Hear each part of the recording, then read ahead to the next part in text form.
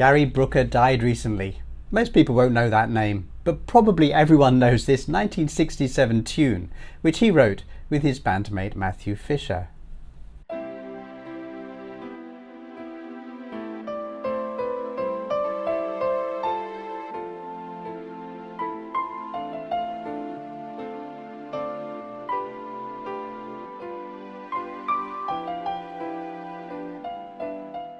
I always like to find bridges between China and the West, and 1967 is an interesting one. It was a revolutionary time in both East and West. In China, the peasants had chased away the nationalists, while some of the resultant social experiments were clearly disastrous. The theme of ordinary people rising up intrigued people around the world. Suddenly, all things Chinese were cool. Gary Brooker's band, Procol Harum, didn't sing about politics, but he was fascinated by China. In concerts, he liked to dress in Chinese clothes. Here are some early pictures of him. He would sometimes perform wearing a Chinese hat, and in this image, a pigtail too. The band hit #1 in the singles chart with their first record on the 12th of June 1967. The same day, the Beatles hit #1 in the UK album chart with Sgt. Pepper's Lonely Hearts Club Band. Now, John Lennon did a lot of reading about China, and in the following year, 1968, he wrote a song in which he tried to contrast good revolutions, like the Communist uprising, with bad elements, like the cultish violence of the Red Guards. If you go carrying pictures of Chairman Mao, you ain't gonna make it with anyone anyhow. Not his best rhyme, but anyway. He later went on to write a song about a world in which there was no private property, which he himself described as pretty much the Communist Manifesto set to music. Imagine no possessions. I wonder if you can. No need for greed or hunger.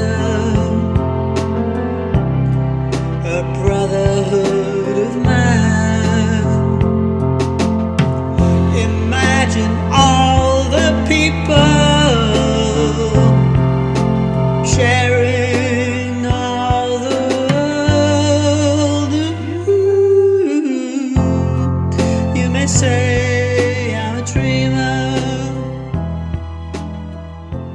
but In 1971, the Rolling Stones interrupted one of their own concerts to invite a famous Maoist onto the stage. In fact, in those days there were so many lefties, far lefties, in pop music that the FBI started investigating them. Now, looking back from today, the songs Imagine and Procol Harum's A Whiter Shade of Pale have become two of the biggest pillars of modern musical history. And the late Gary Brooker kept his Chinese clothes until recently, when he auctioned them off to benefit a family in need. But there's one more East-West overlap here. The words for this mega hit came from a poem written by his bandmate Keith Reid about being at a social gathering and feeling ill because of substance abuse. An odd topic for a song, you might think. Now look at the most popular ancient songs and poems of China. Top of the list are the poets Li Bai and Du Fu. What did they write about?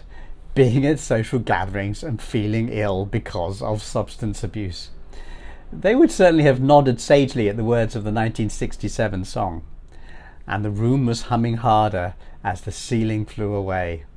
Peace. we skip the light fandango, turn cartwheels across the floor. I was feeling kinda seasick. The crowd called out for more, and the room was humming harder as the ceiling flew away.